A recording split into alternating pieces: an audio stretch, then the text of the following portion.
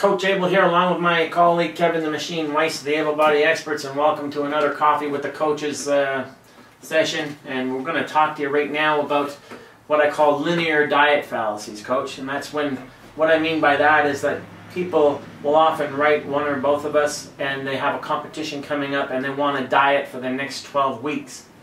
And they think that you can supply them a diet that's actually going to somehow be applicable from the 12-week mark to the 1-week mark without any determination of what's going on in their body in between time. And that's what we call a linear diet fallacy. It's linear because you think that the process is one-dimensional, that there's no ongoing changes in the body. Coach, I know you wanted to comment in your own experience. Yeah, a lot of the diets that you're talking about that people are getting from I don't know where they're getting them, honestly, and it's a 12-week diet or program, you'll often see at 8 weeks you cut this or you add this, and at 6 weeks you do this, and so yeah, not based on any biofeedback at all. It's really based on nothing, and it's based on the calendar. Yeah, essentially you're making changes to your diet scheme just based on timelines instead of based on what's happening. Sometimes I've had people that I've dealt with where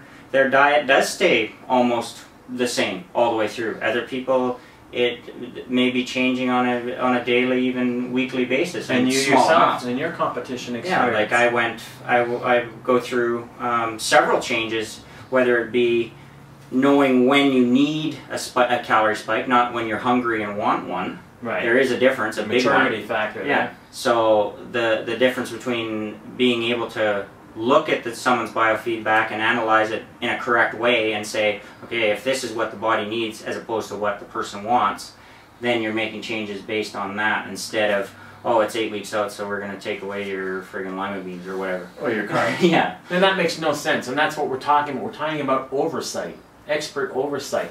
Just cutting calories because you're so many weeks out, that's not science. There's no science to that at all. It has to, cutting calories should be based upon what your particular body is speaking to you. That's called biofeedback. Sure, at 8 weeks out, the paranoid coach will cut this out and cut that out, and you step on the scale and boom, the number changed. Isn't that wonderful? Yeah. But if you're losing muscle mass at that point and not fat, that scale change is meaningless. Yeah, quite, and that's what you'll usually see in a lot of people in the last, let's say 4 to 6 weeks, maybe 8 weeks.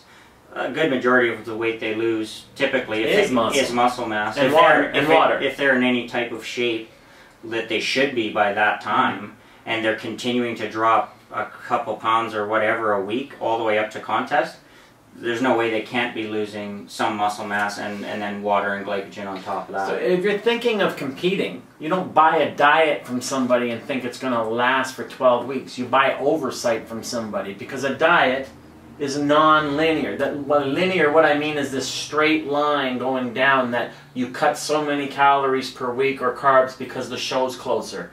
That's bullcrap. Alright? A diet needs to be flexible in terms of reading biofeedback so you can upregulate or downregulate caloric momentum depending on what's happening with the body, your body, as an individual.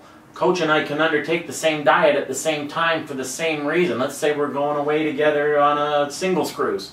Alright? That doesn't mean that he's going to adopt to the diet and the training at the same rate I'm going to adopt to the diet and the training. He's him, I'm me, I'm much older, he's much younger. These are all going to affect how the caloric levels interplay with biofeedback. So you must be able to upregulate or downregulate a diet depending on what biofeedback says. It's not a linear process where you just keep cutting. You're going to lose way more lean tissue, which is going to downregulate metabolism, which leads to its own level of problems, trust me. But you know, the other side of that is that I've had, and you've had, Coach, we've had clients where we have to increase their calories. Yeah. So we create a linear, almost a bell curve, where we bottom out their calories and they've still got 6 weeks to go. Yeah. So lo and behold, we've increased their calories over the last 4 or 5 weeks. Oh no, I'm eating more calories, still dropping weight, or still looking better and better. But it's a non-linear event based upon their biofeedback. Yeah, typically the leaner people are, actually the more biofeedback you have to read and adjust to. Someone that's the more sensitive their bodies are. If someone's got 25, 30 pounds to lose still, their diet needs probably very little tweaking, because they just need to be eating appropriate amount of food and doing an appropriate amount of exercise, and they're going to lose weight. When you get someone close to that extreme level of leanness, their body responds to things in minutes, not hours and days. Exactly. And it makes big differences. Small changes can make big differences. Right. And they're just a lot easier to read. Easy to read if you know what you're looking at.